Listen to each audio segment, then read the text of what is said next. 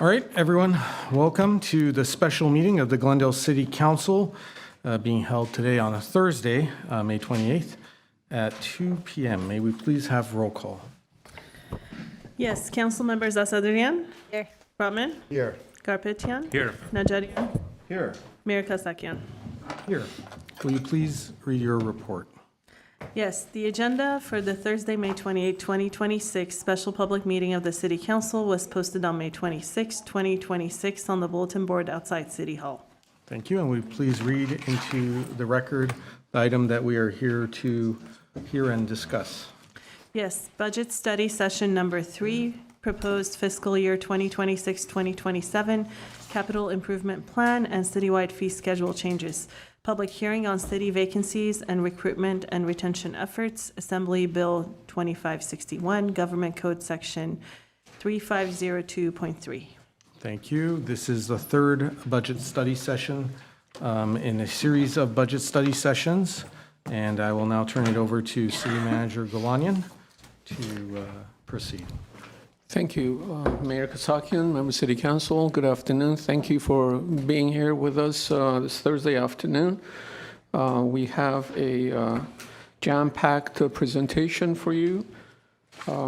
As was read into record, this budget study session will cover capital improvement plan, city's capital improvement plan.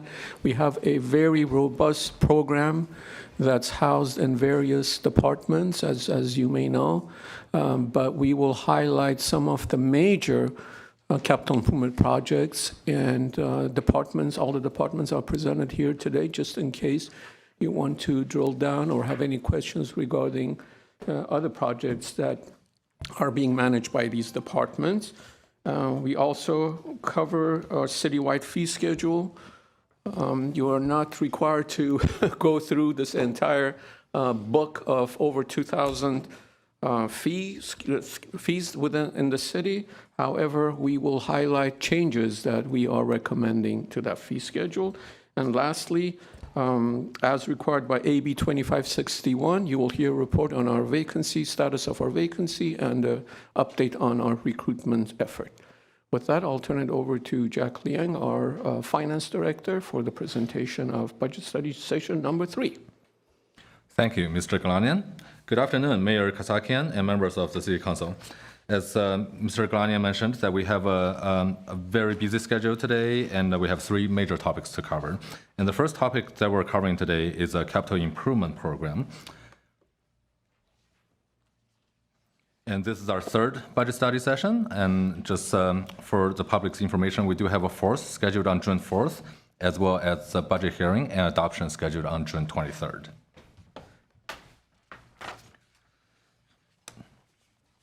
So in the first 2 budget study sessions, we discussed the general fund budget and the citywide budget. Today, we're taking a deeper dive into the capital programs within the city. And I would like to note that the capital projects, as far as appropriation goes, is included as a part of the citywide budget. So we're just taking different lens and focusing on the capital projects of the citywide budget today. With our operating budget, it always represents the unwavering services that we provide, our departments provide to the community day in and day out. I want to highlight that the capital budget represents the efforts that the city makes in enhancing and improving our services. That is reflected in infrastructures or new facilities that are built. And these are equally as important as our operating budget.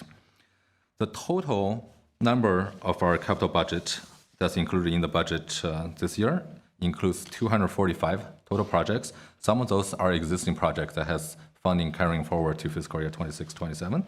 Some of those are new projects that's being developed in 26-27. And the entire list of the capital project is included in the supplemental document that is that you have received. That's called Capital Project Appropriation Details, and that includes all 245 projects for your review. But in the interest of time of today's study session, we're highlighting 8 of the most significant projects that our departments has identified, as well as going over summary information at the funding level for each one of the department. The first project that we're highlighting is the 1000 South Central Avenue Master Plan project. This is also known as the parcel that's previously occupied by Joanne. And this project is, right now, it's only at the master plan stage. And then this project includes the planning and designing of the site. Right now, it has two funding sources based on what's shown on the slide. One part of the funding source is coming from the Fund 4010. The other part is coming from Measure A Parks Fund. And between these two funding sources, there's a total project budget right now for about $1 million. Now, I would like to note that the anticipated need for this project is actually about $2 million. And our Community Services and Parks Department, who is managing the funding sources, is working actively to identify additional funding sources that will help meet the gap of this. A draft RFP will be developed to hire a designer that is currently being evaluated and reviewed by legal, and that will be released hopefully this summer. And the project has an aggressive timeline. We're hoping to complete the design in 2 years and then complete the construction 1 year after that. So it's a total of a 3-year project. Project is located in a high-density neighborhood with high parks need. This project will increase equitable access to parks. And it also includes robust and inclusive community engagement process to inform the final design and the park amenities that will be covered by this project. And it will also comply with state and federal requirements because likely that will need state or federal funding sources to support the final construction of the project. Okay, the next project I'm going to highlight is the Central Park Block project. This is an existing project that has been going on, and it will be carrying forward into fiscal year 26-27. There are 3 funding sources for this project: Capital Improvement Fund, Parks Mitigation Fee Fund, and the CIP Reimbursement Fund. Respectively, they come in at different dollar amount, but as a total project budget, it's about $18.4 million at this moment. It's also a project that's managed by the Community Services and Parks from the funding source perspective. And then it is going to transform the area where we call Central Park and expanding the park area to 2.71 acres. A construction contract has been awarded for this project, and then the construction is expected to begin in summer of 2026. We're anticipating that this is going to be a 1-year project as well, with an estimated completion date of June of 2027. Right. The next project we're highlighting is the Grayson Repowering project. From a financial perspective, this is probably the single largest project within the city's infrastructure projects. This project is financed entirely by the Electric Depreciation Fund. Now, the naming of the fund is a little bit of could be a little bit misleading. It's the Electric Depreciation Fund is actually the fund that hosts all the budget for the capital projects for electric. And that's managed under Glendale Water and Power. And this project, as you see on the slide, is actually broken into 5 different smaller projects. And those numbers that you see under the total project budget is the different project numbers within our system. The total project budget for this project is $633.4 million, and it is actually near completion. Based on information we received from GWP, the project is expected to be completed by July of 2026. And all major equipment is on site. Engineering and construction activities are substantially complete, and project commissioning activities have commenced.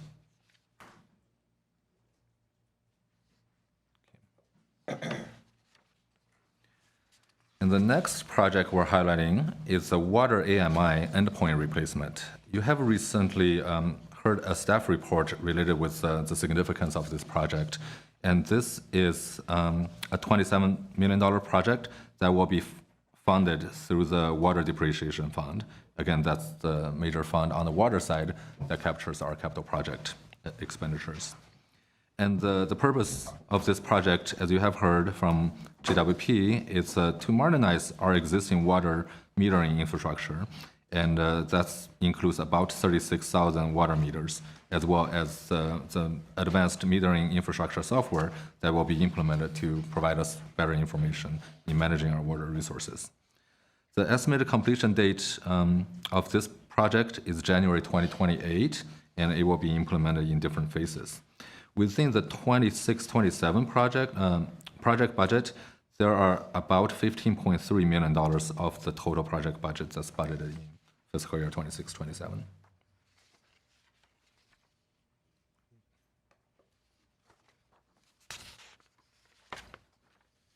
The next project that we would like to highlight is the Fire Station 27 ambulance operator dorms. And that's also an existing project that has gone through design stage. And the design stage has been completed already. A council report is scheduled on June 2nd, and that will include a motion to enter into a construction contract to complete this project. The total project budget for this one is about $1.1 million, and it's completely funded through the Fund 4010, the Capital Improvement Fund.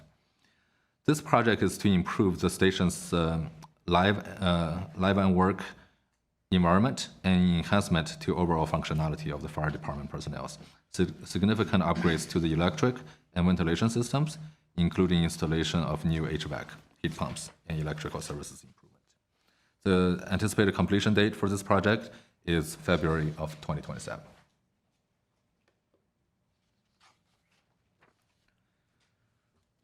The next one we're highlighting is the San Fernando Road Beautification Project, Phase 2. As you are aware that the Phase 1 project has been completed and received numerous awards in the public works sector. This Phase 2 project has a project budget of about $13.7 million, and it is funded through the San Fernando Road, the San Fernando Corridor Tax Share Fund. That is a fund that's managed by community development. However, the project execution will be managed by Public Works.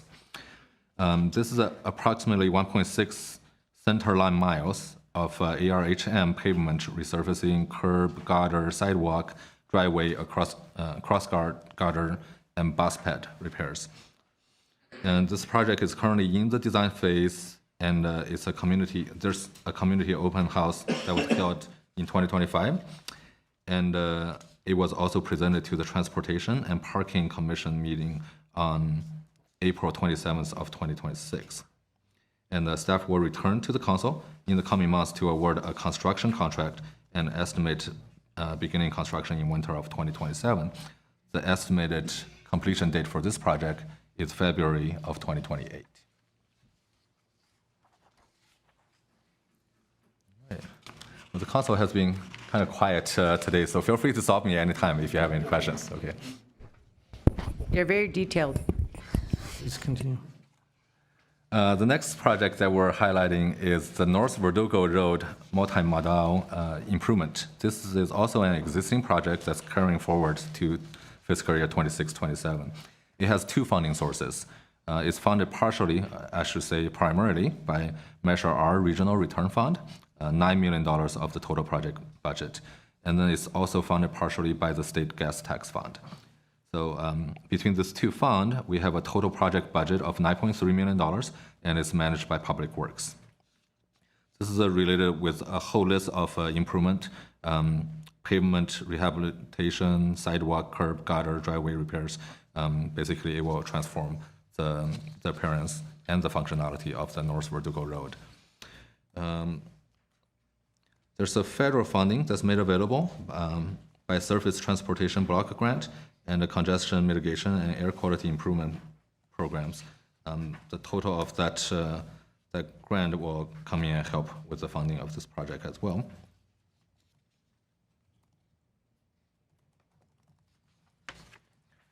Okay, the last project, or I should say that this is a project group that we want to highlight today, is the Pavement Condition Improvement Project. This is a project group that has been in discussion for a little while, and you have recently heard a strategy presented to you by Public Works Department. This one, we have had previous fundings that has been utilized and drawn down to continue to maintain and improve our pavement condition. And in fiscal year 25-26, which is the current fiscal year, not next fiscal year, there is still $500,000 worth of project budget that is still left being spent. And if we're able to spend the entirety of the encumbered amount, there will be no project budget appropriated at this moment to pursue pavement, although that is the reason that there is no 26-27 appropriation right now is because staff has been working on the strategy on both funding and maintaining our PCI. So in a way that staff is actually waiting for council directions on which options to take, which direction to go before we appropriate funding for this project group. If I may, Mayor Kasakian, before you get to ask your questions, I may be able to answer those questions in advance. But as Mr. Liang mentioned, Public Works has been working on a strategy, and they provided some options, as I was given a couple of notes here, that if we maintain the current status quo, our payment condition index potentially will go lower from 65 to 62. Still will be a fair condition, payment condition. But moving forward, obviously, that's not our recommendation to maintain status quo. Over the coming years, obviously, if we stay at that level of funding, it will potentially go lower. Second option is to maintain, as you had heard, the report on payment management that Public Works had produced. PCI currently is at 65. That's a viable option to maintain it at 65 for the time being, until such time that we have some additional revenues that we can allocate to this effort. It costs an extra $10 million annually for the next 5 years. That $10 million is for the actual pavement construction. It's going to require, obviously, 4 additional staffing resources. It may be a combination of in-house or contracted resources to be able to perform the design and bidding, award of the contracts, as well as project management. We currently have $13 million that's available between our current capital improvement program funds, as well as Measure R and Measure M that Public Works staff successfully have been able to put together. And then there's a more expensive option, or Cadillac option, so to speak, that will take us the payment condition index from 65 to 72, again, over the next 5-year period. But it will come at a price tag of $23 million annually. Again, we have $10 million currently, plus that $3 million, that's $13 million from, the $3 million is from Measure R and M. So essentially, we need an additional $10 million for the next 5 years to take the PCI from 65 to 72. 65 to 72, correct? But will also require 2 more staffing resources to be able to deliver these additional projects. Okay. Councilmember Al-Satrian, then Councilmember Brotman. Mr. And I just Galani, ask can that we- we keep our questions Can we get a concise. copy of that, just because, You certainly can. The This was author, just fresh off the press. okay. Okay. We're going to be making this decision, or we're going to talk through this during the next session? We can, absolutely, once you have an opportunity to digest it and get your questions answered. Okay, thanks. Mayor? Yes, Councilmember. Yeah, so you said 10 million annually just to maintain the 65, but you said that's just pavement. So what is the all-in cost if we look at project management and all the rest of it, the bidding? I'm going to ask Mr. Hernandez, see if he has that number off the top of his head. So that 10 million is all inclusive, but solely for pavement. So it's not inclusive of other elements of projects that we would undertake when we do the pavement. So that's all inclusive of just pavement work. Okay, so typically we would do ADA work, we would do sidewalks, we would do curb, gutters and all that other stuff. So none of that. So we will do what's required for ADA standards, but nothing beyond that in terms of realignments of intersections. The $10 million is for pavement work and any associated ADA work. So it's only what's required by ADA standards. Okay, but typically we would do More. More, yes. Like when we're doing it, that's the time when we would do work on Exactly. gutters and we would do all Tree the, planting, traffic planting. signals, So- striping. could you ballpark like what we would be talking about if we approached it as we normally do? At this time, we don't have that number separated. We looked at this strictly from pavement management. But we would we not could- do it that way. We would never just go in and do the, I mean, We It's could. good. I know, but that would be a wasted opportunity, right? Because it's more cost effective to do these other things while we're doing the pavement, no? It definitely is, but Councilmember Brotman, as you can imagine, doing everything else that we typically do obviously takes away funding from concentrating on improving the payment condition. Right, okay. I guess I'd like a little more insight into, yeah, what that additional cost would be if we did the kinds of things we typically do, and then what would be the consequences of not doing those, going back later and making those kinds of upgrades? How much are we, What would the delta be? yeah, how much are we losing by doing these as two separate efforts? We can get Right? this. You get where I'm coming from? Understood. And then just the other thing is, you said we have 13? What do you mean we have 13? We have 13 from the gas tax and measure, and, So this majority of the share is coming from the San Fernando Tax Fund that was just mentioned. Yeah. And then $3 million for Measure R and Measure M. So $13 million annually for the next 5 years. okay, that we can put to this. Okay, Yes. And that will maintain our PCI at 65. okay. Thanks. Question, Mr. Hernandez. Yes. So you're doing the ADA, how about our bioswales? No So, bioswales? so the $13 million, as mentioned, is only inclusive of payment and corresponding ADA work. So, 10 million. well, we have 13 million. Okay. How about corresponding bike lanes? So that's not accounted for in these $13 million. That would be extra. Correct. Correct. Okay. Question. Councilmember Garpetian. So, there is a proposed $5 million for citywide multimodal equipment modifications. That's the new money that we are asking for, basically. Am I correct? Yes, that was that was brought to you at the last council meeting. And what is it for? So those are for upgrades to our traffic signal equipment. So it's improvements that will help improve our traffic management center, our connectivity, our traffic signals.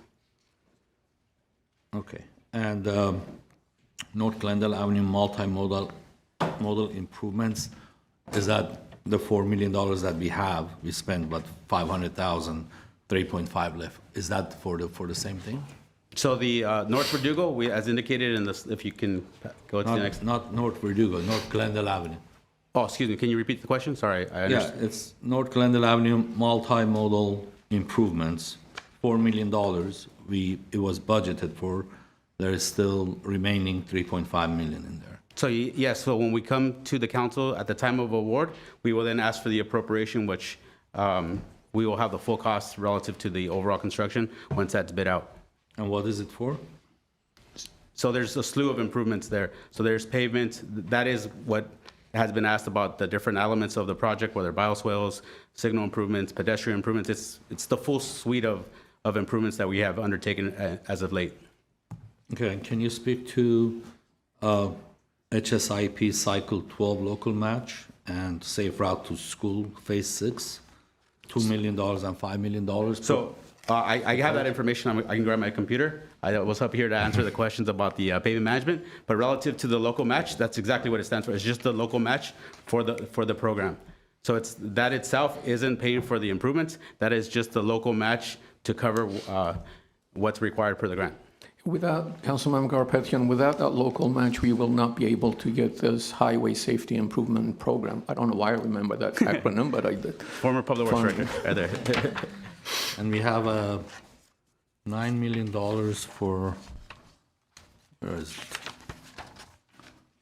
$9.3 million for North Verdugo Road multimodal improvements. Correct. That is,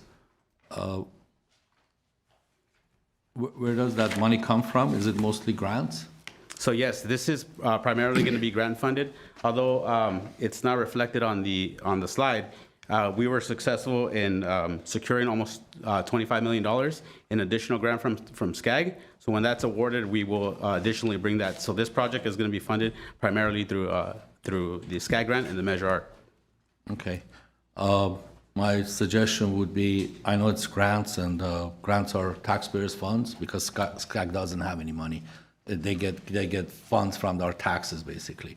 So they give portion of it back to the municipalities like us. So my suggestion would be take a look at the La Crescenta Avenue, and let's take some lessons from it and study it before we design and redesign the North Verdugo Road the same way that we redesigned La Crescenta Avenue. I think we need to have some reports, some study as to what changes did it make to the traffic flow, to increase bicyclings or what have you, if the number of cyclists increase or decrease or what have you. We have to have some sort of a data in order to redesign the other streets in Glendale the same way that we did in, because early in the mornings, it's blocks of stopped traffic. So I think, I understand these are all grants, but we need to really understand how we're going to redesign the streets. So absolutely, and I want to make sure that it's clear. So we heard that what the direction from the council was relative to being able to provide data. We have subsequently commissioned some studies on San Fernando as a result of our improvement, but La Crescenta is just finalizing, so it would be very premature for us to have substantive data there. But we are commissioning a report, and we will have before and after reports for that. And the last question about the sewer fund, which was $128 million. I don't know for what period of time. I know it's not just last year or so. It's been several years. Most of, for public to know as well, most of that was allocated to Hyperion Water Waste System and LA Glendale Water Reclamation yes. Plant.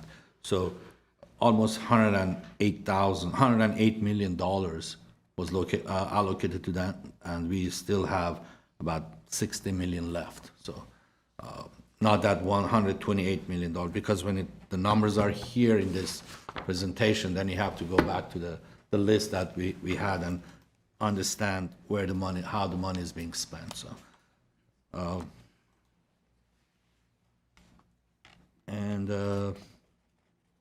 have a couple of questions from our GWP and the parking deck electrification infrastructure for 13 million. We still have that amount. We haven't spent any. I haven't spent. Right now, we're at 90% design, so we'll be coming to the council to authorize the bid, and then we'll come back for the construction. Same thing with the other fund, 3.9 million for parking deck. These are for our buses? Yes, Okay. The electric buses that we purchased? correct. Okay. I have a couple of questions from our GWP director, if they're here. I'm sure they're here. Where are my notes?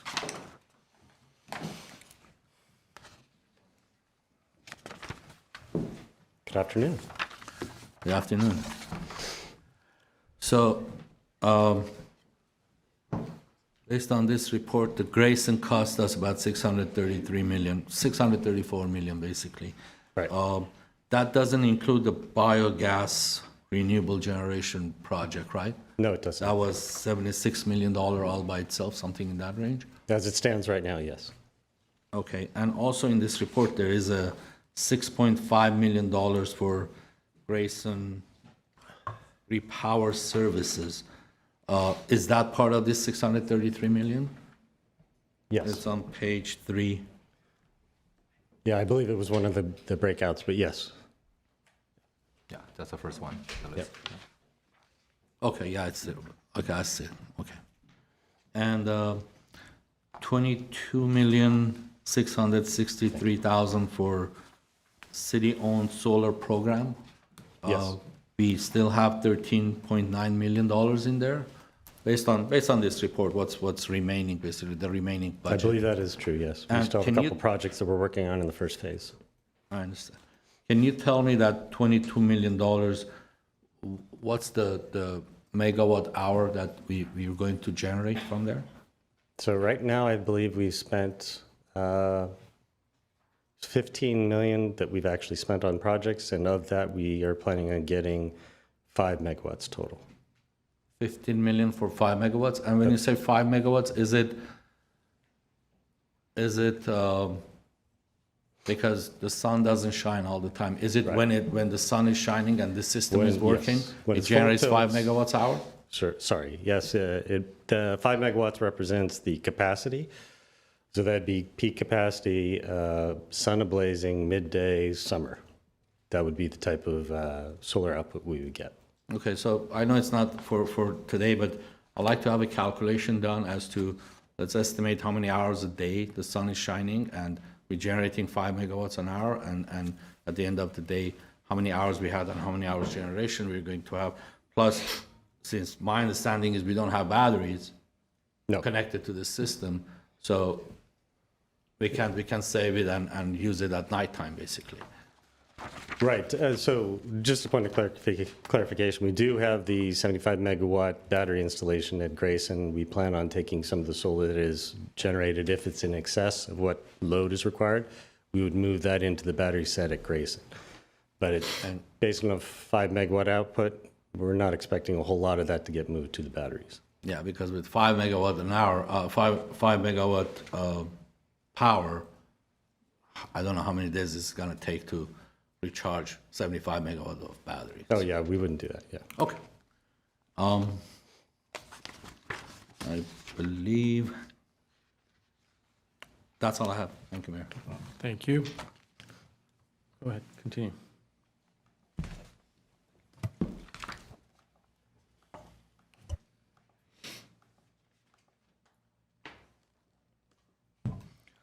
All right, so thank you, Councilmember Garpetian, for your questions. So I'm going to jump into the dollar amount summary based on the departments, which actually is related with the document that you delved into a little bit already. So for the capital project appropriation, at the community development department, there are 3 funds that are funding capital projects. Well, first of all, the data, both on the slides as well as in the supplemental document, is organized by department first, and then by fund that is managed under the department. And then the column goes, there are 3 columns with numbers, both on the slide as well as in the supplemental document. The first column, the life-to-date project budget, is the totality of the project budget. And then the second column, the remaining budget, is what is left that is unspent so far. Now, as I mentioned, many of these projects are multi-year projects that has previous budgets, and then that gets carried over into the new fiscal year. So the second column, the remaining budget as of March 31st, 2026, is what we're estimating that will be carried forward into fiscal year 26-27. The third column, those numbers are the new projects that are proposed this year, and they are included as a part of the CIP. That will be new appropriations for fiscal year 26-27. So for community development, there are 3 funding sources, and then what's being carried forward in 26-27 includes almost $12.5 million. And then there is $1 million new project that's being proposed out of the community development. And then for community services and parks, that there are $30 million worth of projects that's carrying forward. That is actually spans over about 41 projects within 5 different funds. There are some new projects, a number of new projects that's being proposed that will amount to $3 million in this year's appropriation under community services and parks. For fire, there are 2 funds supporting capital projects this year, the Capital Improvement Fund and the Fire Communications Fund. And there's no new projects that's being proposed under fire this year. There are ongoing projects that's carrying forward, which includes about $3.8 million in project funding within this year's CIP. Glendale Water and Power, one of our 2 departments that actually has really the largest capital project fundings, has about $105 million carrying forward from existing projects, as well as $49 million of new project being proposed in this year. And it's primarily funded by 4 different funds. On the electric side, there's the electric depreciation fund. As mentioned earlier, that's where the majority of the capital projects are budgeted.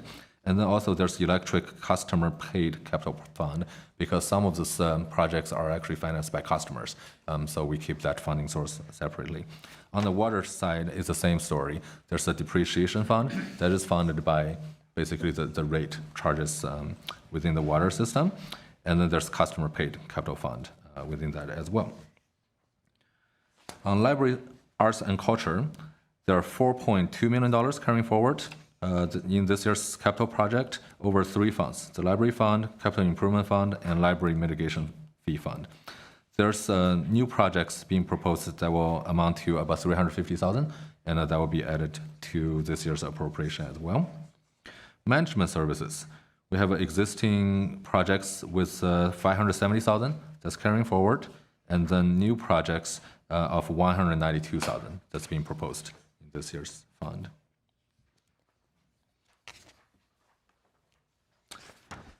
And public works.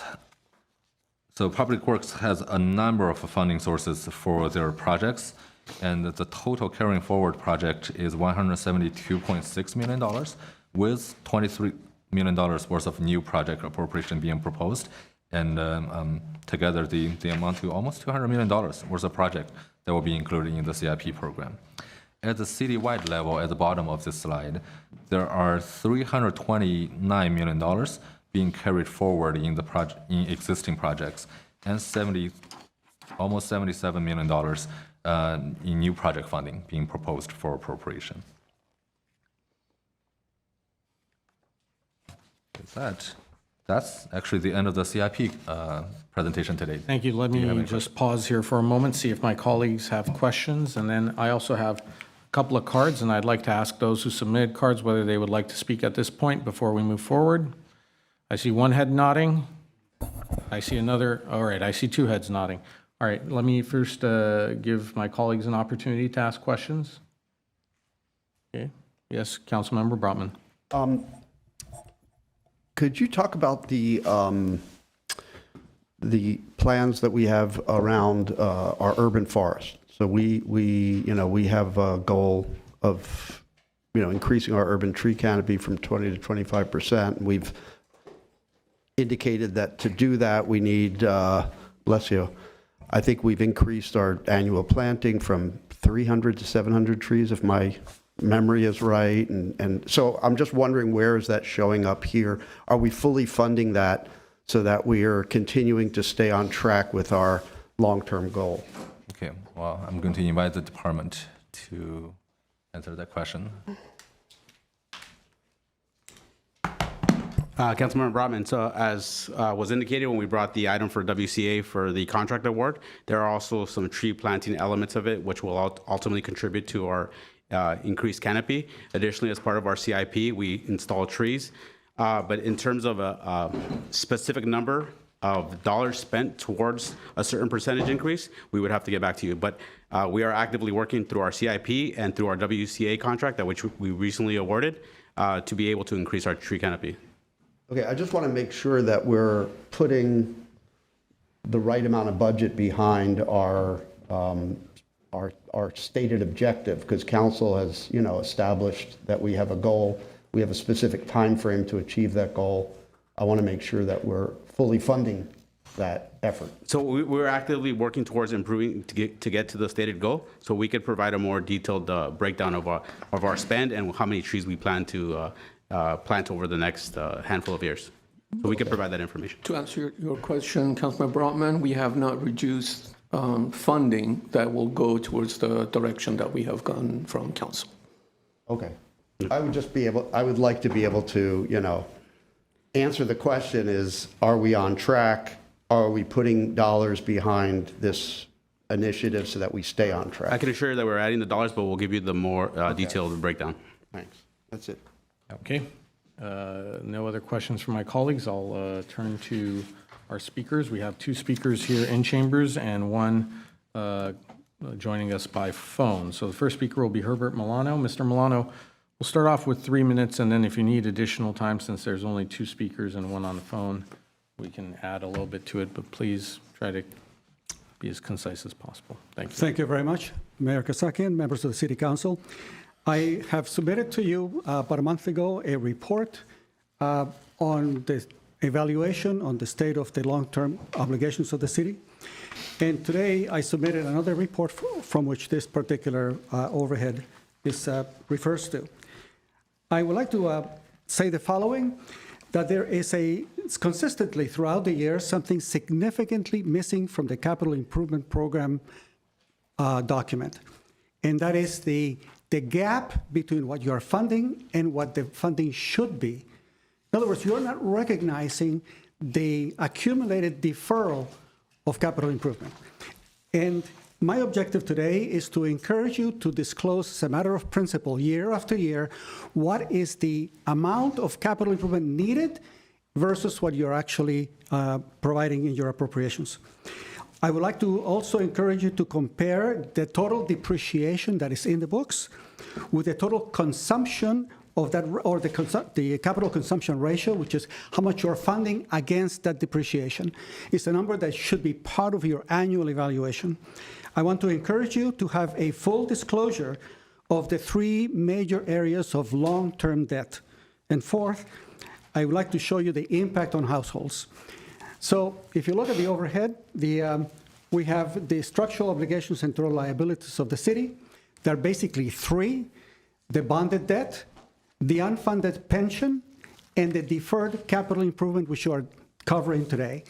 That number between 255 to 460 million is an estimate based upon the information from prior records.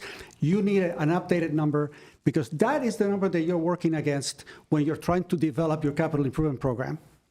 So for example, if you have $150 million of deferred road maintenance and you're only funding 10, that's what you should know. That you're in the whole 150 million and you're only funding 10. And this has been going on for the past 25 years. With regard to the bonded debt, that simply means that you're not recognizing the interest on the bonded debt because your bonds are not callable. And on the unfunded pension, you have interest payments on that unfunded pension. These three major long-term obligations amount to close to $2 billion. All right, next.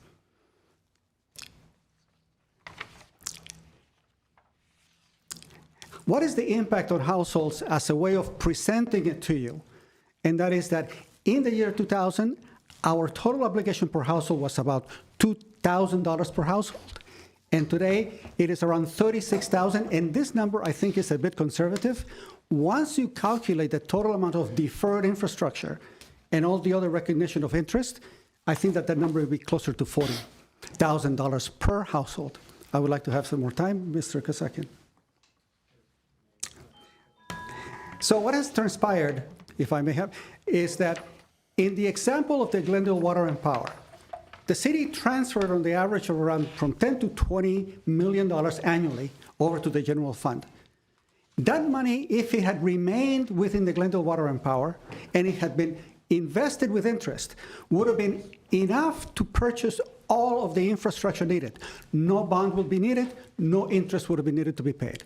Meaning that the general fund has been in deficit for a long time because you were not funding the infrastructure. But the same thing has happened with public works.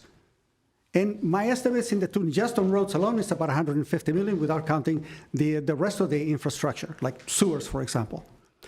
So you are consuming your assets year after year. Therefore, you need to know what the actual total amount of obligation is so that you can compare what you're actually funding every year. The state of the roads is a visual representation of what has transpired to the city all these years. It's not EU, it's all the previous councils going back to the year 2000. And it is of significant concern that the manner in which you approach appropriations, keep in mind that that money is being consumed primarily by the pension system. Ever since the change was made in April 24, 2001, we have been consuming close to more than $1 billion going into CalPERS. And CalPERS underperformance is creating this problem. So it's a combination of the pension obligation, not recognizing the actual infrastructure in arrears that has not been recognized year after year, and that I am suggesting that this become part of the record, part of your study, so that we know how you're addressing that deficiency. I thank you very much. And those reports that I submitted add my calculation, and I think it is likely to be understated. You need a new, fresh report. Thank you much. Yes, yes. Mr. Milano? Mr. Milano, one of my colleagues would like to ask you a question. Well, on page 2, the bonded indebtedness, all funds, 702 million that you indicated here. Does that include the electric bond that was floated? Yeah. That's Yeah, part of it? that is correct, So if you take that out, what would that number be? Like 200 million, something like that? Oh, you mean, yeah, we still have some bonds the remaining past, from okay. from before the year 2000 and for water as well? Yes. Thank you. And the long-term obligation burden per family, you said it was $2,100 in the year 2000. Today it's $31,000. Is this the obligation for capital improvement, the cost of capital improvement in the entire thing that it's not, basically you're saying it's not indicated in our reports, but are you considering that $10 million that we discussed here only, or you're considering all the grants? Because most of our projects are funded by grants, like La Crescenta Avenue is funded by grants, Verdugo Road is funded by grants. Are you considering those as well, or not? In this calculation, because $31,000 per household, that's a, It's actually, okay, so let me explain it this way. just briefly, please, because we have other speakers as well. The objective is to figure out how can we represent what the total debt is. Mr. Leon corrected me in saying, well, businesses also pay taxes, but this is a method of helping you visualize what the total burden is of the unfunded pension that we have. We have 700 million in unfunded pensions, and we have, let's say, roughly $700 million in terms of bond. But what the financial statements are not stating, giving you, is the interest that must be paid on those. When you add those, then you get the lower number that you see down below. So, and then the third one is the infrastructure which you're covering today. So those three add up on around 70,000 households for Glendale. That has remained pretty much even from the year 2000 to now. Makes it easy calculation to express to you what the impact has been with how we have taken money from infrastructure, right? Money that should have gone, and how it turns out to be this humongous debt per household. Thank you, Mr. I appreciate that. I appreciate the time and the question. Ms. Brooks? That's okay. I was going to give Mr. Milano my time in case he needed more time. It was not counted against his time, so if you wish to speak, you are still allowed to. I think I'm good. All right, thank you. Let's I go have to, to speak on the agenda item, right? I can't speak on something else. no, just whatever we're discussing. Thank you. And I appreciate you following our rules and code of conduct. Let's go to the caller, Ani Cash. We have one caller. Ani, you are on air. You have 3 minutes. Hi, can you hear me? Yes, we can. Please proceed. Hi, thank you. So first of all, good afternoon, everyone. I want to start with the analysis Mr. Milano just presented to you today. Thank you for that. It articulated, I think, very well some similar concerns I have, and point of my comment today being Mr. Milano presented to you city's long-term obligations that have grown into billions and the burden behind every Glendale household having climbed many times over. He also named the gap directly. It's a gap between what this budget funds and what the actual need is, between the capital required and what is in the appropriations. I want to thank Mr. Milano for saying this plainly because it frames what I came to say. This city commits to a great deal, billions in long-term obligations, new appropriations every cycle, requests for more staff, more resources. This is a city that can find money when it decides something matters. It is also a city that is contending with various cycles, various deadlines, various institutional levers that can give it access at certain times versus right now. Against all of this, I have written in my public comments some detailed concerns, but I want to flag something. When we're talking about capital improvement, retention, vacancies, a city's, I have been asking for months to find out an answer. Simple things like, where is funding going? Is it going to a contract? For example, a Gateways one. How is it being used? Under what authority? I've received no substantial response. I do not know how much more staff it takes to answer where the money is going. Question has been open for months, and the answer is still nothing. So when a city is carrying obligations in the billions, asking for more every year, and still cannot tell the public where that money is that it already has is going, the public is entitled to ask one question, and that question is, who is this budget for? I think there's something to protect here, and that is the feeling of community. That is the feeling of caring for one's community.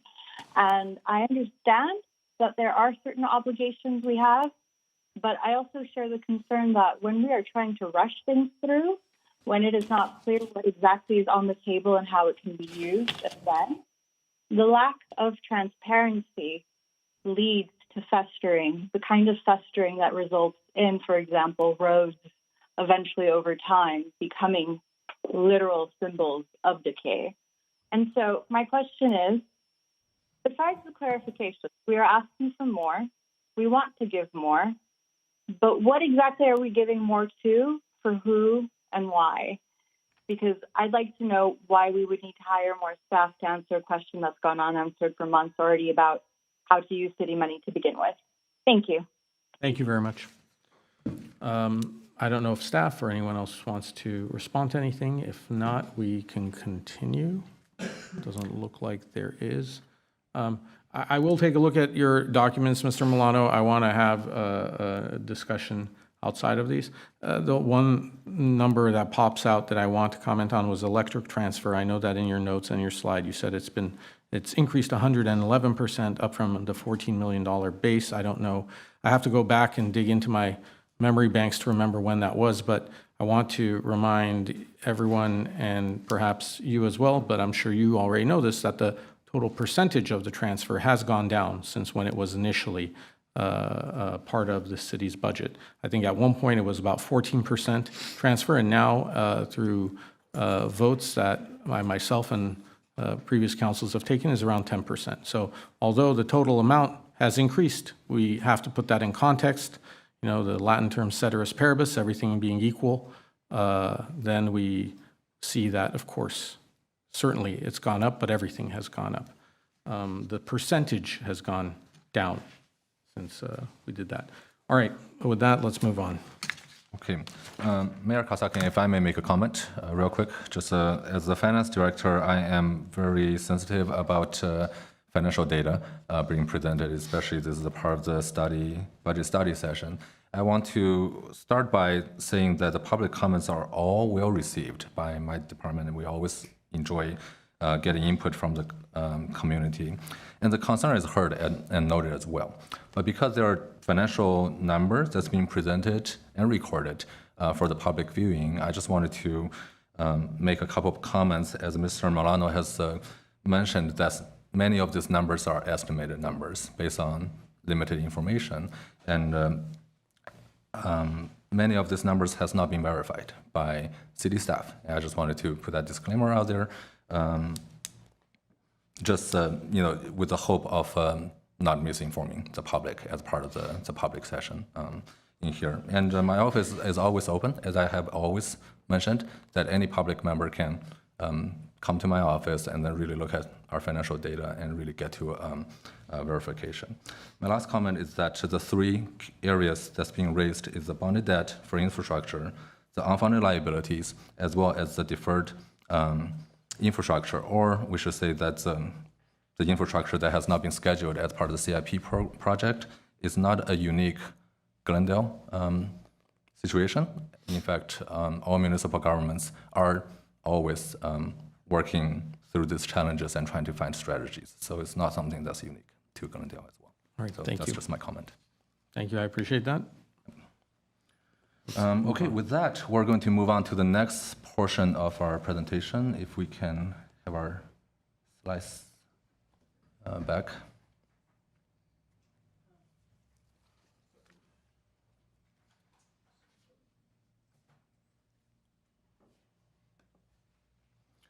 Okay, so the next part of our presentation today is the citywide fee schedule update. I would like to invite our revenue manager, Linda Musayan, to present this portion of the information. Thank you. Good afternoon, Mayor Kasakian and members of the City Council. Today I will be presenting the citywide fee schedule update.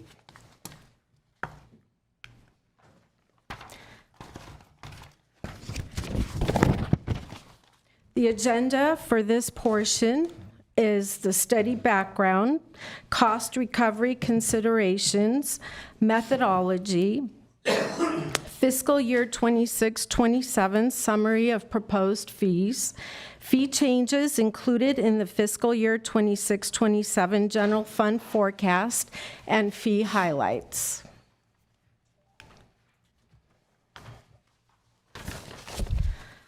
Study background. The city last completed a comprehensive citywide fee study in 2024, and at that time, council authorized annual adjustments based on CPI. It is generally best practice to conduct a comprehensive update every 3 to 5 years. With our continuous efforts to review processes for process improvements, we wanted to pilot an annual partial fee study instead of a comprehensive citywide fee study every 3 to 5 years. Basically, break the process up in phases. So this year, library, arts and culture, and community development were selected at the request of the department and ready to work with the consultant. Time estimates, current costs, and frequency information were reviewed by the consultant with each department, and updates were recommended. However, at the end of the fee study, we concluded that since our city departments are so interconnected, that partial fee studies may not be the best option, and we are reverting back to the full citywide fee study option every 5 years.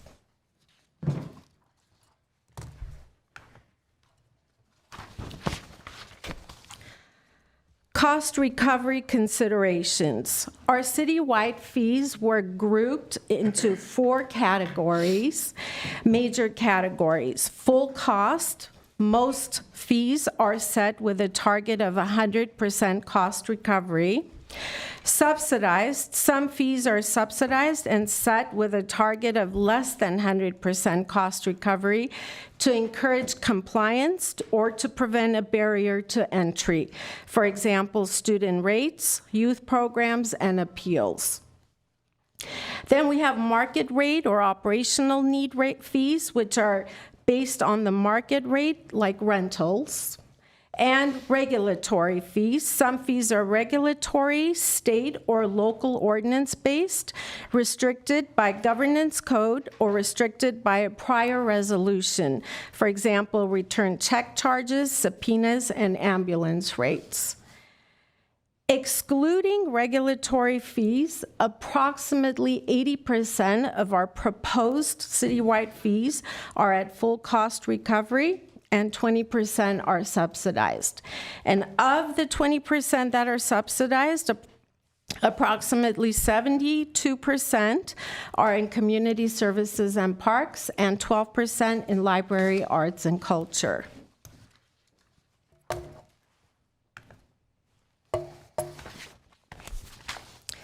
The methodology used is to take the full burdened hourly rate per position, which includes direct and indirect costs, times the average staff time by position to calculate the full cost.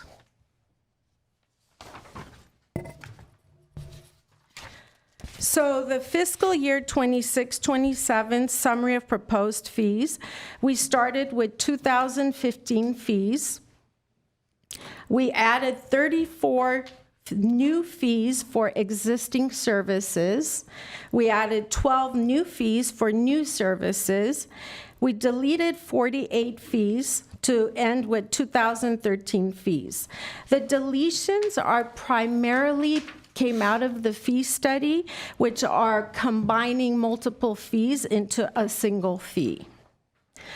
Of the 2013 fees, 613 only had CPI adjustments, 461 fee increases, 72 fee decreases, 46 fee additions, and 821 fees with no change. The fee increases and decreases primarily were due to the fee study, where time estimates and costs were adjusted, and the no fee change fees are primarily regulatory or percentage-based fees where the percentage did not change. Yes.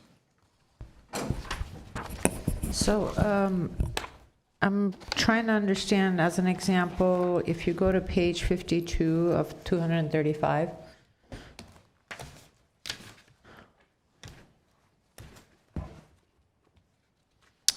the item number 3, central library, interior and exterior entrance area only during open hours, you are suggesting a significant fee increase where you're going from 1442 to 2,864. Do you see what I'm sorry, I didn't follow which one you're looking at. Is it the library section? Are you looking at the large document? It says 52 of 235, or technically 7 of 190. Those two are listed on the bottom of my.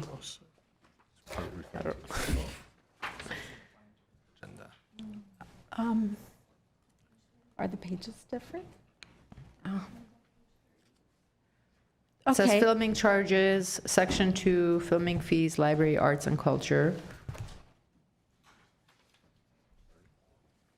It's in my binder, not the, I don't know if that makes a difference. Actually, we have a different version of document. Okay, I but think I we found the have right page. different pages, but I'm... Okay, filming for library, arts, and culture. So you have it under, as a new fee, structuring existing service.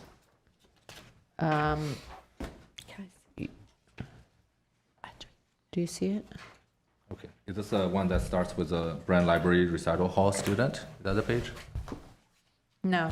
Okay. At the top of the page, it says central library exterior only, and then item number 2 is central library interior and exterior.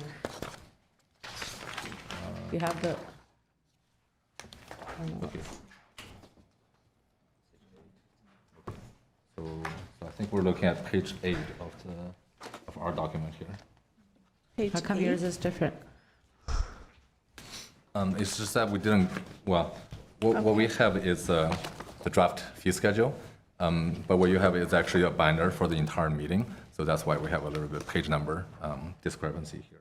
But I think we found the right number now, so can you repeat your question, please? Okay, so 1 and 2 have fee increases, and then the third one says new fee structure, existing service. Yes. You are going from charging 1,442 to 2,864 for interior and exterior entrance area during open hours at the Central Library. Do you see that? Yep. Okay. Yes, okay. So that's actually, when it comes to a fee structure change, I believe, please correct me if I'm wrong, is because in the past fee schedule, what we did is we put an hourly rate out there, and then have we put an hourly rental rate out there, and then have a minimum number of hours of rental that's basically kind of built into the calculation. And in this year's fee study, because we went through the fee study, we actually did adjusted the fee structure and consolidated some of these fees. That's why we eliminated the additional hour charges, the after minute hour charges. So it was a fee that has existed before. We just decided to retool how it gets billed and charged this year. So what I'm asking is this increase in fees lumping up other fees that we had? And that is why you're charging more. You're recommending such a high increase? And if so, what is it consolidating? I just picked one because I'm just trying to understand how you went through this process. Correct. So based on our conversation with our consultant as well as working with the libraries, is that this particular fee, if we look at number 13 on this page right here, is one that is actually the rental of the interior of a library during open hours. So the amount of impact to the community access to the library is actually pretty significant, and that is why we're retooling the level of the fee that's being charged for this particular rental for filming to the level where we feel that it kind of compensates for the lost community benefit, if that makes sense. Okay. So for each of these, you've taken into account community benefit? For this particular one, they're like the one that's above it, it says that it's a rental for the Brand Library interior during close hours. So it actually doesn't really impact the community access to it, which is why you're seeing a lower fee that's being assessed for that. These are primarily, if not all, are filming charges. Correct. Yes. Yeah. So have you used the same methodology when it comes to park rentals and PD fees and so forth for events? I think this is something I've talked about for some years now, that especially for community events that are free of charge to the public, that are great for mental health and just bringing people together, how we make that, number one, more affordable for for me, it doesn't matter whether it's a for-profit or nonprofit, if it's a good thing that's coming to our city, because it also has indirect economic development impacts and positive ones. So have you taken that community benefit into consideration when going through the parks and PD charge fees and so forth? I would say in your recommendations here? I would say partially, we're making incremental improvements to our fee schedule philosophy. As Linda mentioned in her presentation, if you look at the very right-hand side of the column, in each one of these fees, we have put them into one of 4 categories. Right? For this one that you're raising question about, is the market rate operational need. This is the fee that we actually have a little bit of freedom of setting. Right? There's another category. Well, so let me start with the one that we don't have freedom. Is if there's a fee that's set regulatorily by a state law, by a city ordinance. So those are kind of set with a certain criteria, so we can't really do much with it. And then the next portion of the fees is without any additional incentive.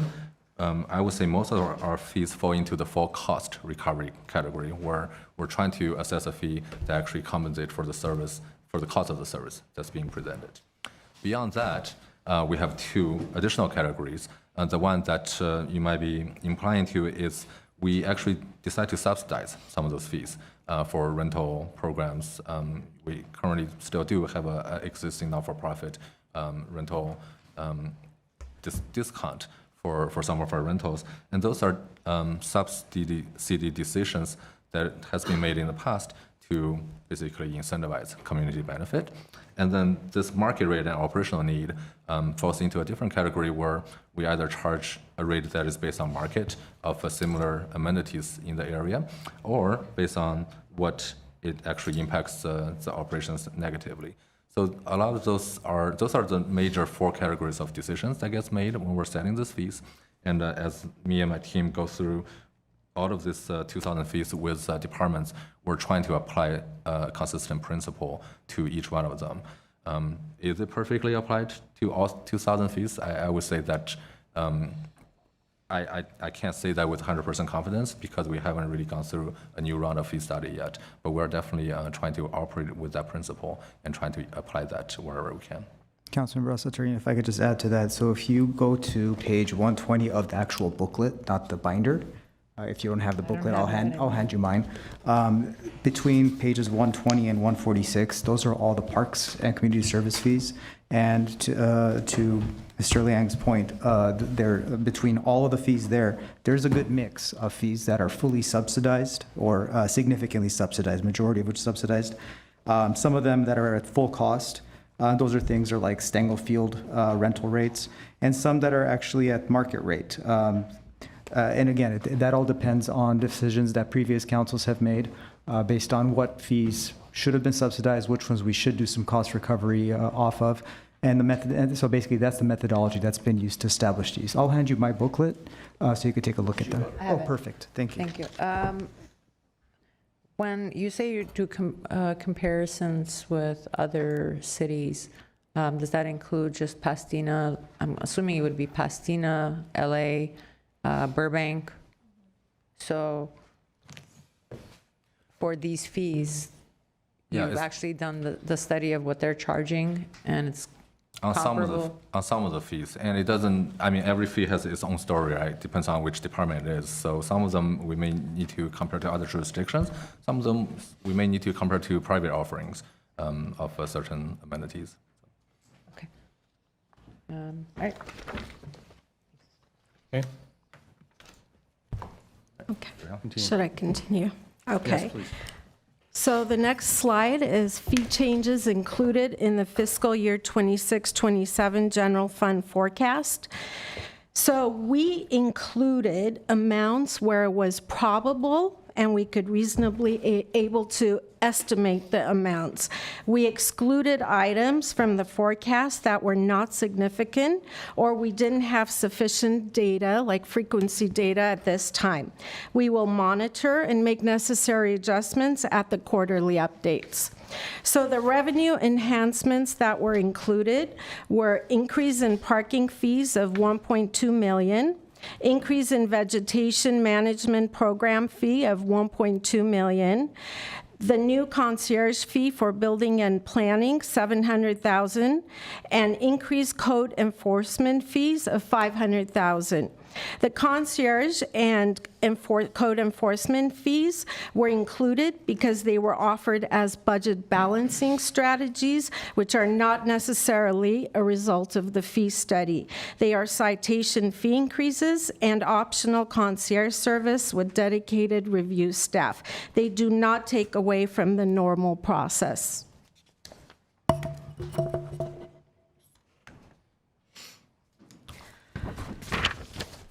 So fee highlights from the current year fee study for community development, which covers building and safety, planning, neighborhood services, licensing, and housing. Except for administrative citations, 99% of fees are set at full cost recovery. Most fees are considered private or individual benefit services, and therefore it is customary to set fees at full cost recovery. Also, we had the additional highlight was the new concierge fee. In general, CDD fees increased due to the fee study, but for the most part, we kept pace with CPI. Some fees increased more since they were switched from being subsidized to full cost recovery. The other department, Library, Arts, and Culture, library meeting spaces fees were generally set at 65% for standard and 100% for commercial. Library photography use permits are generally set at 50% for standard and 100% for commercial. 56% of overall fees are at full cost recovery, and 36% are partially subsidized. Filming fees for library, arts, and culture during closed hours is set at 250% of cost, whereas filming during open hours is set at 400% of cost. Library open hours take time away from the public and are for private benefit. Filming fees were based on market rates, but overall, filming in the local area has decreased and the frequency is low. I have a question on. Yes, go ahead. On the Councilman filming Brown. fees, yeah. Because there is less out there and there's perhaps competition from cities for those revenues. Are we competitive? Are we driving away possible opportunities to other cities? We know that. Or is this an economic development question? Yeah, I think that. I can answer that question, if you will, because filming is actually out of the city manager's office. Our fees primarily, we don't really charge a whole heck of a lot of fees, with the exception of rentals for our facilities. Those essentially we have done at market. The fees that are charged to the filming companies that are associated with the city essentially are the permit application fee. That's all managed by Film LA, and I believe it's $600 or $700 for an application. That's the administrative fee for them to take that administrative burden off of us. And considering that Film LA does that same service for a number of different cities in and around us, it remains fairly competitive. We're not overcharging for the basics. And we do try to assess the frequency of these revenues coming in. So basically, just for context, is like that brand library item, our usual annual frequency is between 0 to 1. So it's really not a very frequent revenue generator for the city. So I wouldn't consider that as a major revenue topic to discuss. But I've heard from time to time there's been a lot of activity up in Montrose. And also, is it the old police building where we used to have a lot? We don't anymore. Is it? Right. We don't allow it anymore because of structural issues in the building? Exactly, code issues, yes. Yeah. All right, thanks. Okay. Okay, so outside the fee study, we received requests for the below changes. For police, we increased the fee for concealed weapons permit and renewal to full cost recovery based on a recent change in state law, allowing departments to recoup their costs of issuing these permits and elimination of capped amounts. For fire, we increased the fee for management and inspection of hazardous vegetation for properties in the very high fire hazard zone based on updated time estimates. And for Glendale Water and Power, the majority of electric fees increased to full cost recovery, which all along the intent was to do a phased-in approach. And one important thing that I'd like to note is that per the consultant's analysis from this year's fee study for CDD, full cost fees would align Glendale with the market rather than exceed it. Adopting full cost recovery would generally place Glendale's fees in the middle range charged by comparable jurisdictions. In most cases, full cost fees would not make Glendale the most expensive. Burbank and Pasadena were among the cities in the comparable survey. And that concludes my presentation, if there are any questions. Do any of my colleagues have questions? Yeah, I do have a few questions. Councilmember Garpetian?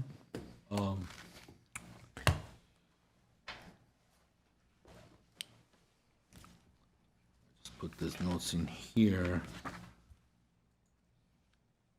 So this fee increases, like fee on page 56, fee 145, mechanical permit fee.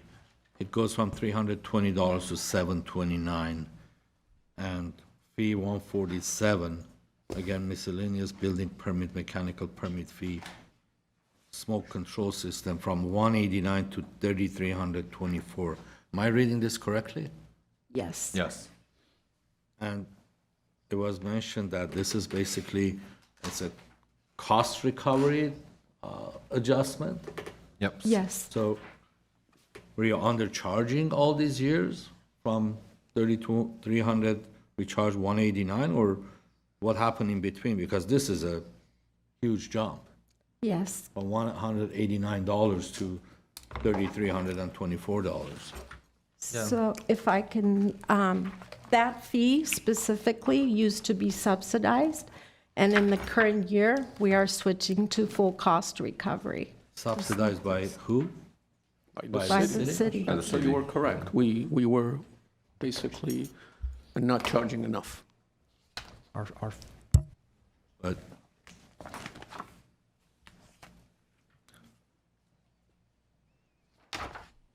okay, well, we'll discuss it afterwards because I have a few questions. I want to get to all of them.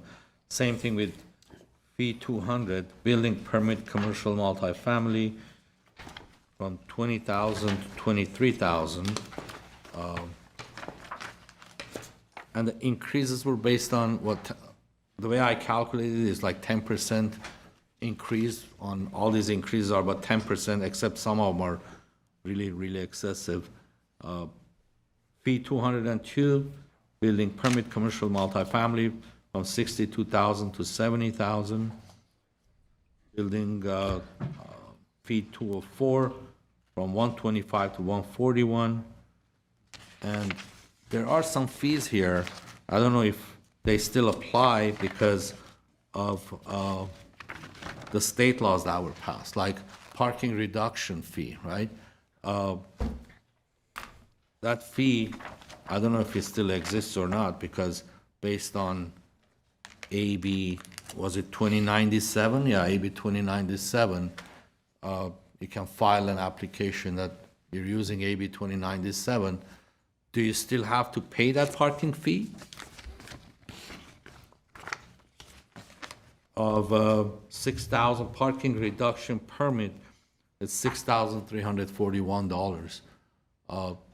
If I have a project and I say I'm using AB 2097, that allows me not to provide any parking. That was another genius decision that was made in California, in the state capital, by our legislatures. I can say that that's a specific CDD question, and maybe Philia is coming up.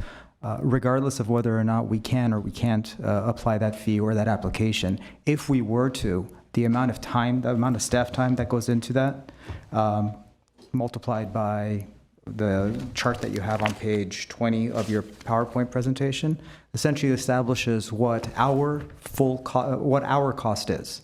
So if we were going to recover our cost for processing any of the applications or processes in this fee study, that's what the full cost recovery number should be. The specific question for Vilya is, based on the question, is that still an applicable fee? Thank you, Councilmember Garpetian. The AB 2097 that you are referring to and the fee for a parking reduction, AB 2097 only applies in certain cases, and those projects would have to meet the parameters of an AB 2097 exemption in order to then use that particular permit. If a project does not meet AB 2097 and is not located in a high-quality transit corridor, does not meet the required standards, they would then have to apply for a parking reduction permit. So that parking reduction permit at this point in time would reflect staff time and complete cost recovery. I understand. Thank you for the clarification. So if their project complies with AB 2097, they don't have to pay that fee. Okay. So going back to design review fees, I had this back and forth last year as well, and didn't get anywhere with it. Item 25, page 73 and 26. The design review fee for a single-family house is $7,600, $7,611 to review a project for a single-family house.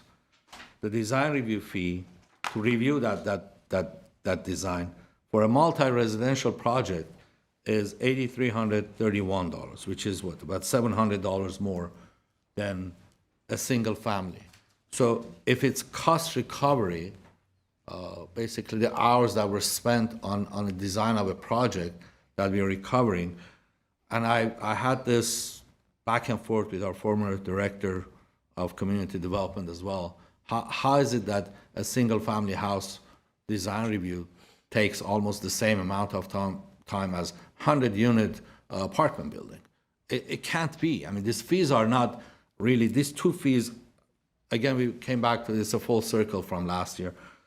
It cannot be for a single-family house you spend the same amount of time to review versus I don't know, an 80-unit apartment buildings. And I was told, well, the units are stacked up and it's easy to, it's not like that. I mean, you have to check everything basically for 100 units versus a single family house. I think we need to look into this. I know it's not tonight, it's not the night for it, but I want to bring it up.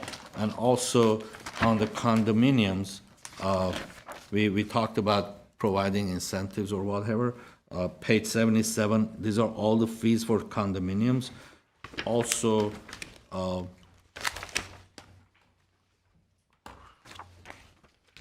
there are big subdivision fees within that 2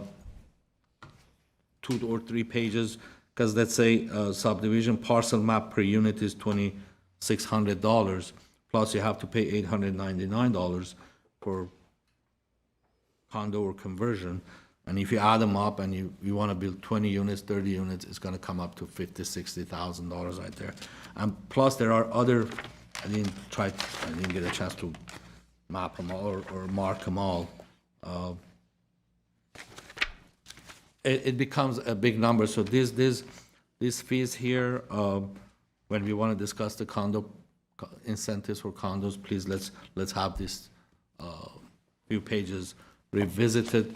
Also, the setback variances on page 79, $10,000 for setback variances for new projects more than 50 units. Again, with the SB 79 and whatever, all the other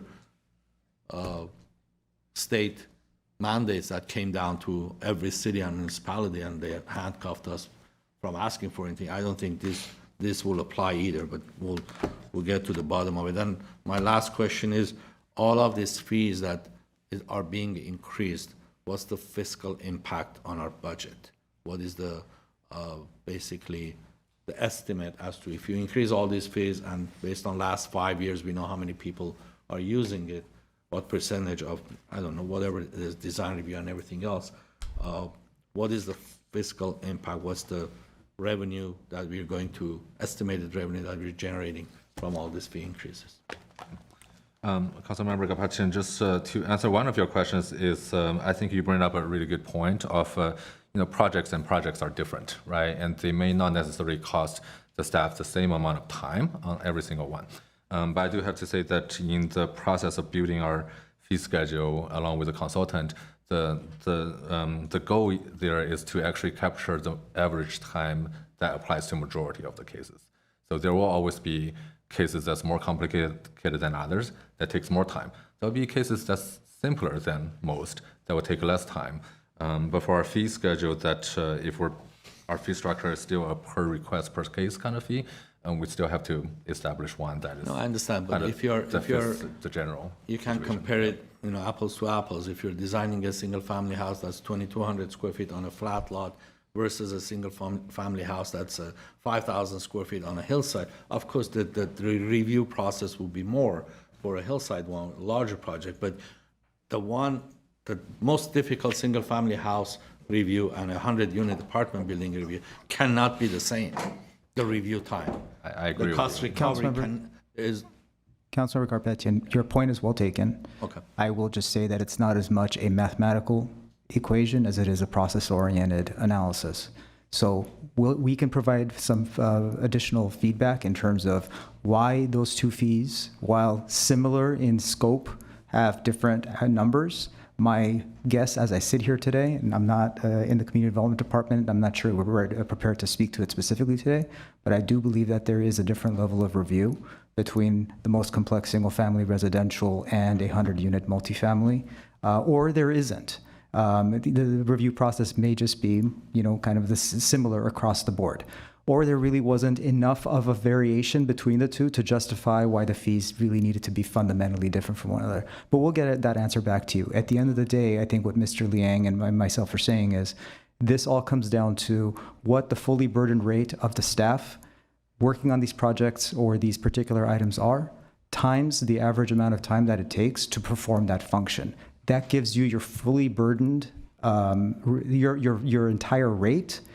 And if you charge that entire rate, that's considered cost recovery. You charge something less than that, now the city is subsidizing that cost. So for the vast majority of the community development rates that I'm seeing in front of me today, the policy essentially has been to move forward with full cost recovery. Okay. Yeah, if you can, I don't know if we have the answer today or for next week or next session, what is the fiscal impact of all these increases? Yeah, actually, I think it was covered in one of the previous slides. that we had some revenue.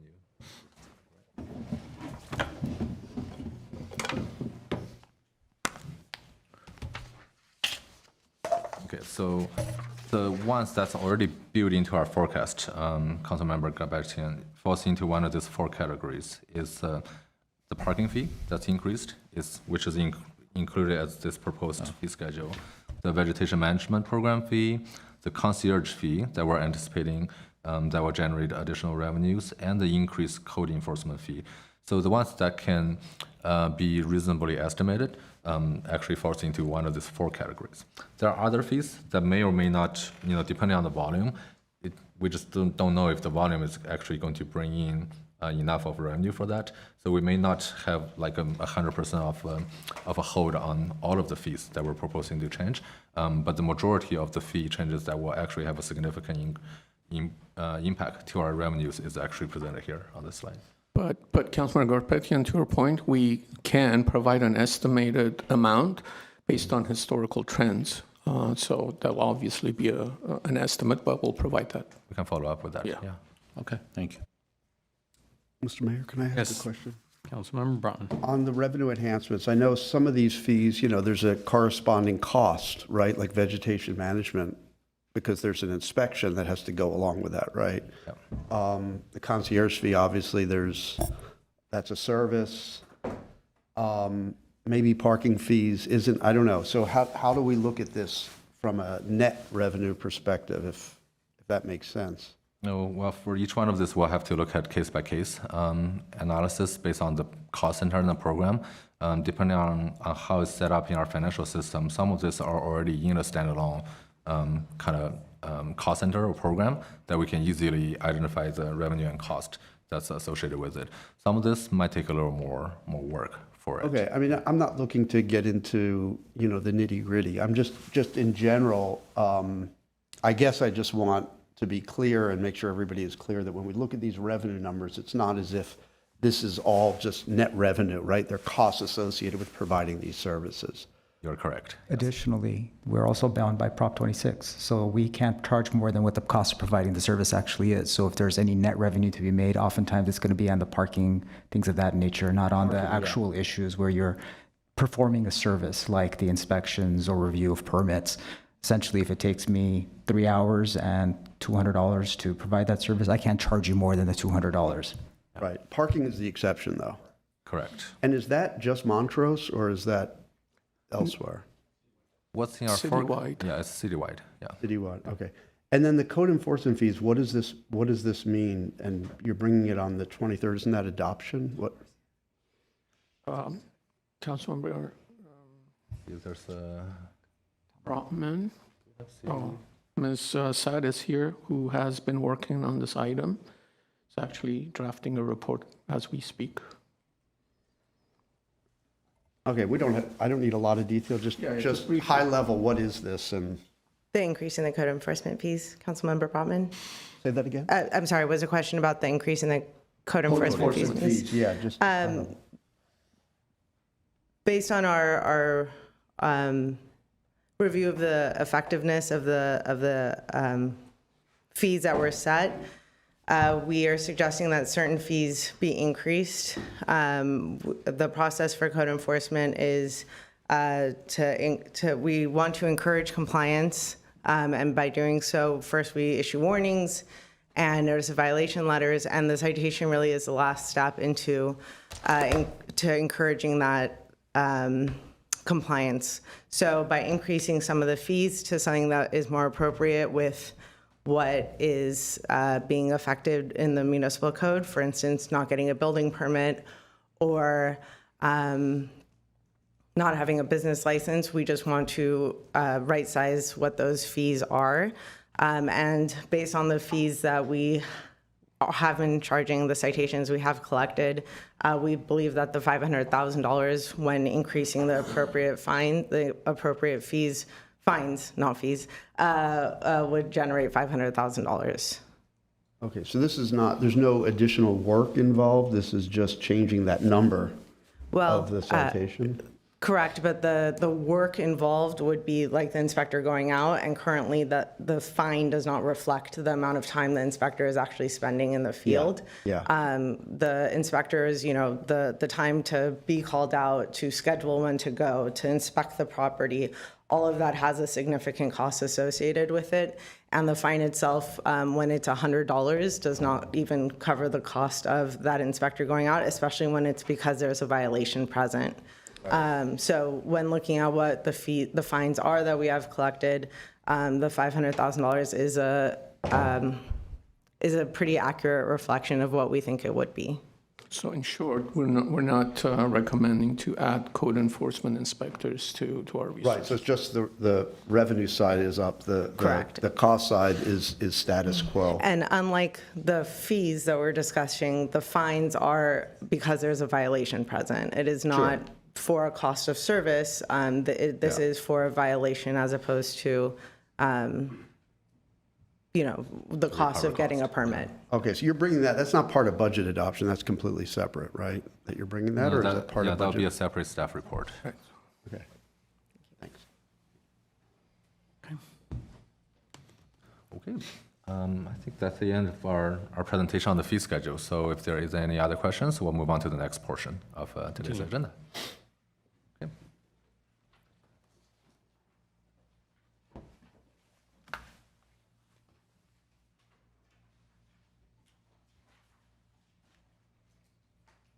All right, so just to talk a little bit planning for the next two study sessions, or for the next study session and the budget hearing is on June 4th.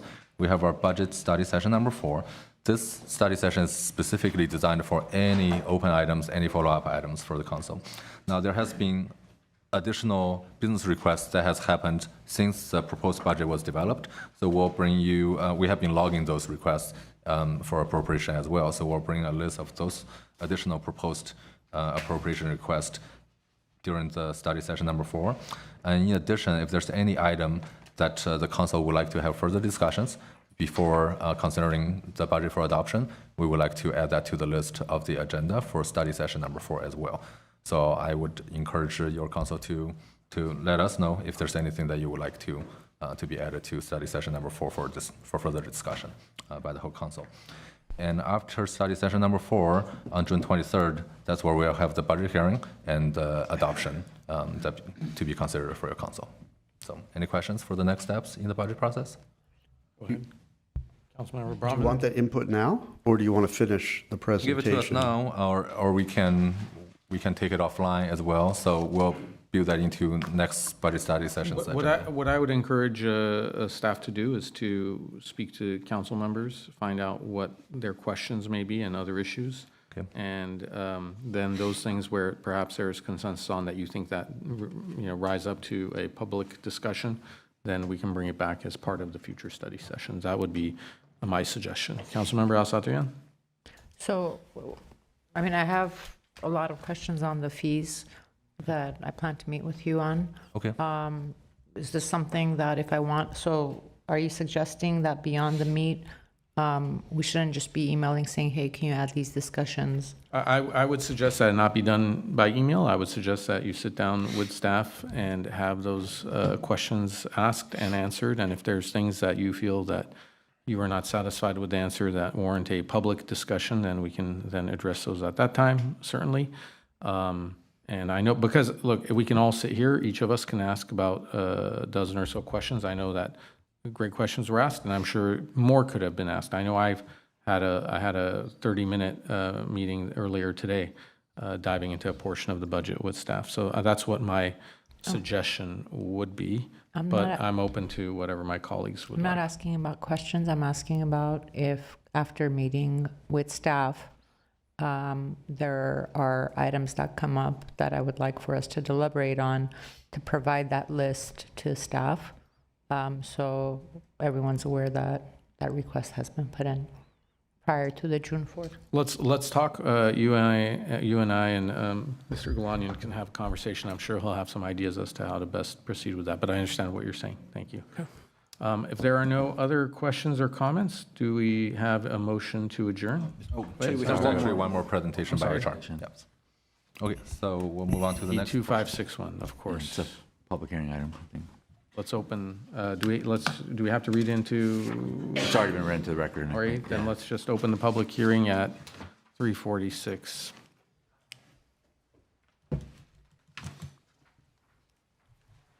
Okay, good afternoon. Thank you, Mayor Kasakian and members of the City Council.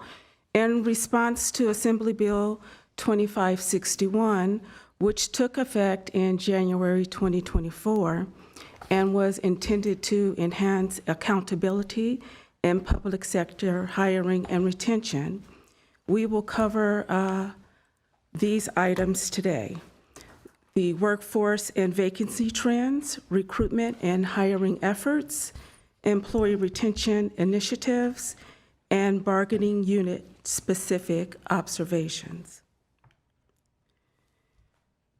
So as of December 2025, the City of Glendale had 1,651 full-time salary positions. Throughout the year, the city maintained an average vacancy rate of 13.5%, with a high of 16.5% and a low of 11.1%. While vacancies continue to be a challenge for public agencies nationwide, Glendale's vacancy rate decreased slightly from 2024. That is reflective of the success of our ongoing recruitment and hiring efforts. Overall, the city continues to maintain a relatively stable workforce and low vacancy rates, which helps ensure continuity of services and positions us very well in a highly competitive labor market. Just to clarify, reading row 1 from left to right, we are looking at the number of new vacancies created in each month. Going down to the next row from left to right, you're looking at the number of vacancies filled for every month in the 2025 calendar year.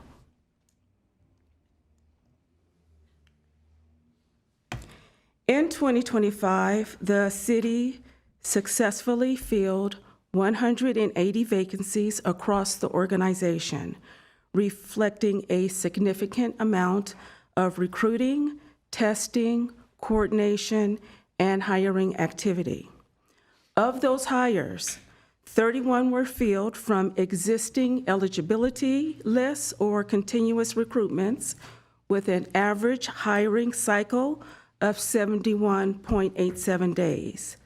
69 resulted from open or promotional recruitments with an average hiring cycle of 130 days. These recruitments typically require broader outreach, candidate assessments, interviews, and the establishment of a new eligibility list. 80 were filled through promotional-only recruitments, which proved to be the most efficient hiring method, averaging just 47.92 days to fill.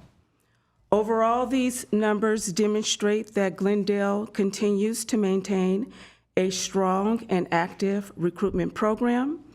The city's ability to fill 180 positions in a single year, while also maintaining robust internal promotional practices, does reflect the attractiveness of the city of Glendale as an employer of choice and the commitment of departments and human resources staff to collaborate in filling vacancies as efficiently as possible.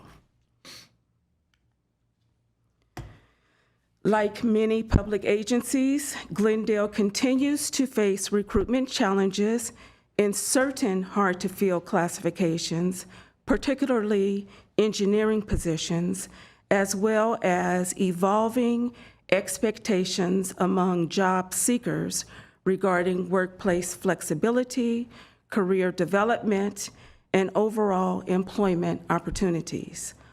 Over the past several years, the city has taken a number of proactive steps to remain competitive, including implementing certain cost of living adjustments, increasing contributions towards employee medical coverage, and enhancing other benefits. While labor market conditions continue to evolve, these efforts that Glendale has already taken have helped strengthen Glendale's position as, again, an employer of choice, and it supports our ability to attract qualified employees.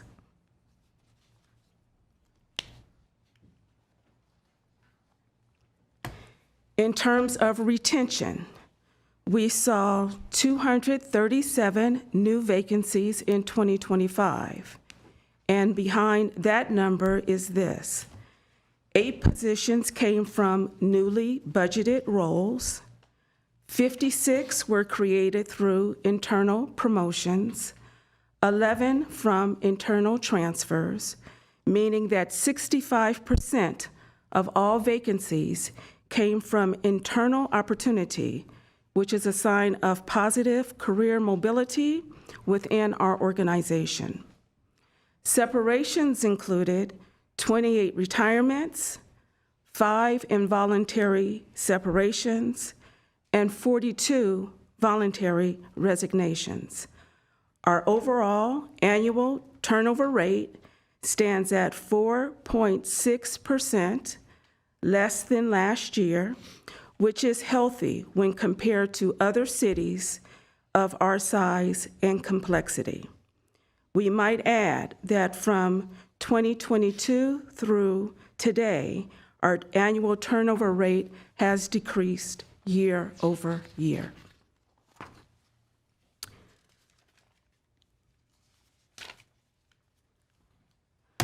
When we look at vacancies by bargaining unit, IBEW currently has the highest vacancy rate among the city's represented groups.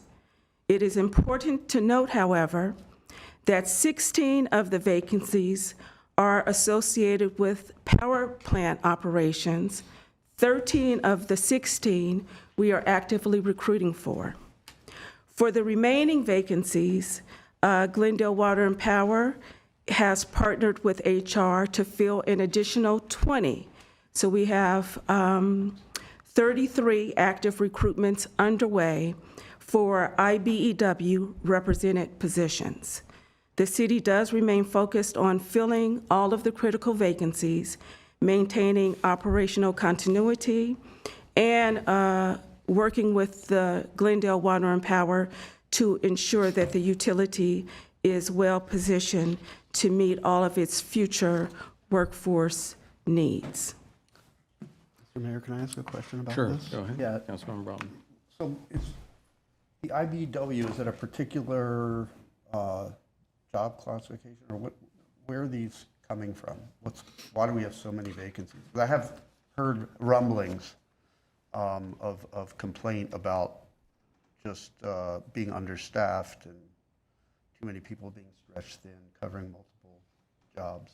It's not one particular job classification. It's a number of various classifications. However, within the Glendale Water and Power, they did have a number of internal promotions, which created vacancies at lower levels. And in terms of prioritizing, before we were so close to putting the power plant back online, some of those vacancies just were not as high of a priority. But it's no particular job classification. It's various classifications within the utility. And Councilman Brotman, Mr. Mellon can elaborate on it, but since the department's been working on the repowering project and the new power plant, filling those positions have been put on hold. It makes sense, logically, until the completion or near completion of that project. Mr. Mellon. Yes, good afternoon. Yeah, there were 15 to 16 positions that were actually put on hold associated with the power plant because we didn't have work to be done while we were doing this upgrade. We did go through a hiring process and some rework of the apprenticeship programs there to more finely tune them for the new types of generation they're going to be dealing with. So we are in the process of ramping that up and hiring people through the apprenticeship program right now.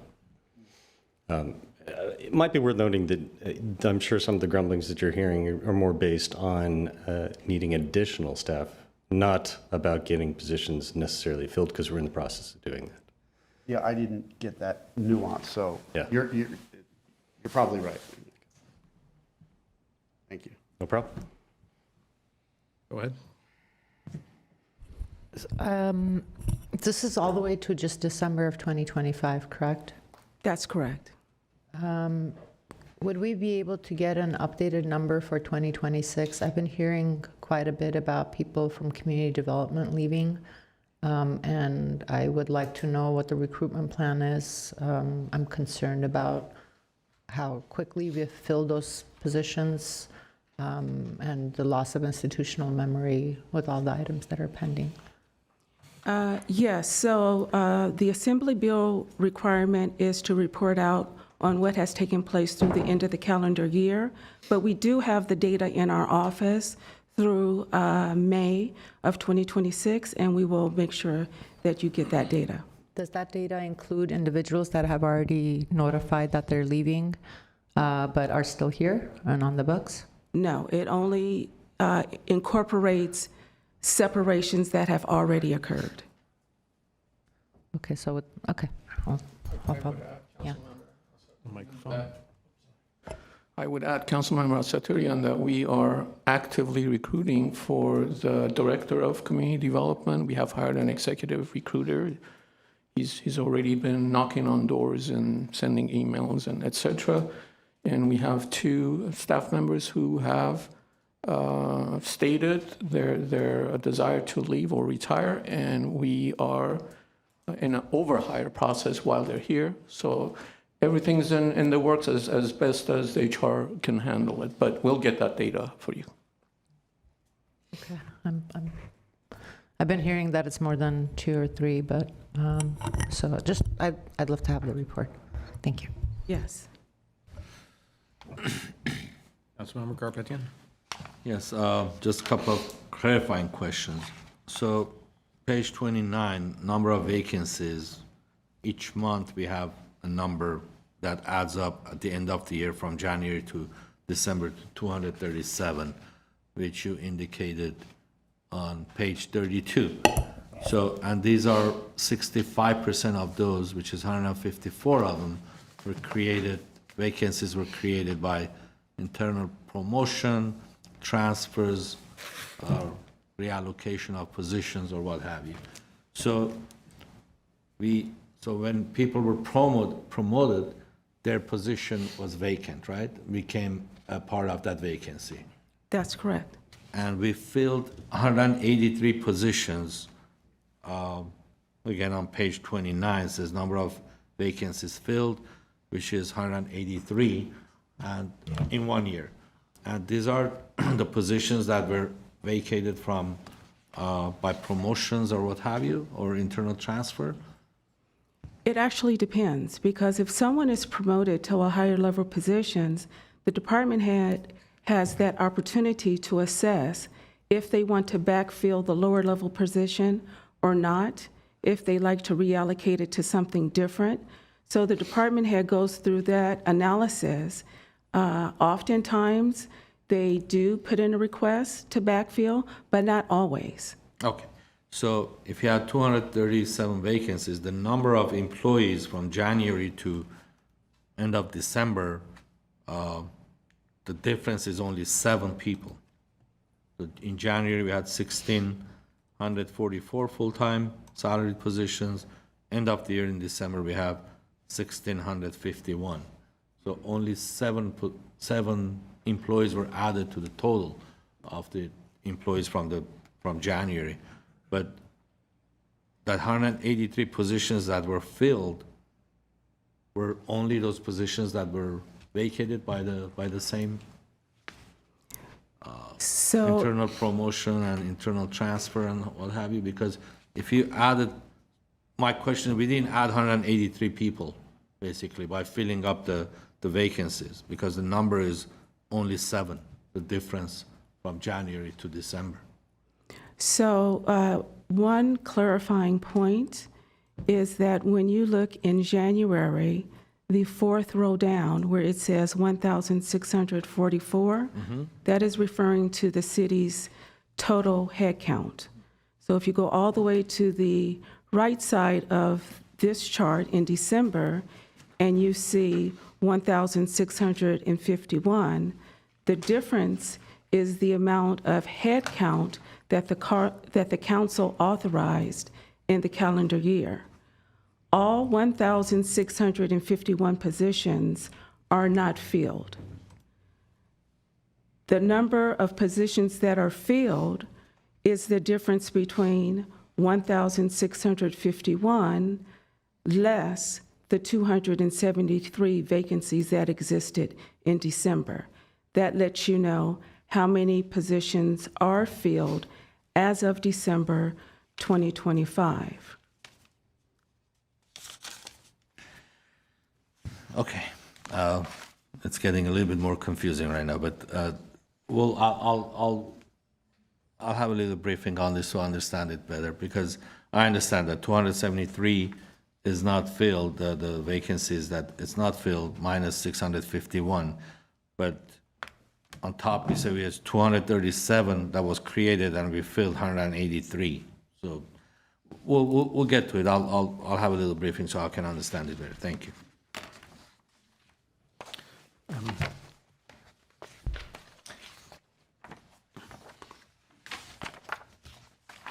My question is just generally about the month-to-month breakdown. I'm sure it's for a purpose, but ultimately, I think it's more important for us to see where we were and where we ended up, whether, there was vacancies filled in May, June, July.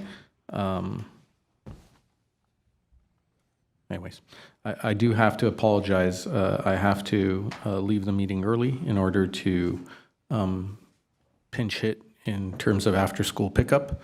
I will turn the gavel over to Mayor Pro Tem Garpetian and ask my colleagues to continue with the meeting in my absence. I'll be following it online. Thank you. Okay. Thank you, Mayor. One last question. Currently, what is the total full-time salaried positions that we have employed? How many employees do we have today? Employees, we have 1,435, I believe. 1,435. Okay. All right. Any other questions from my colleagues? None?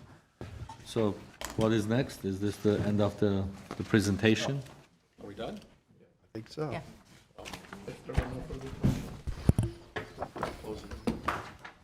Close the hearing. Close the public hearing. Yeah, I just wanted to, okay. Close the public hearing. Is there anything else? If not, can we have a motion to adjourn? Adjourn? Second. We're adjourned. Okay.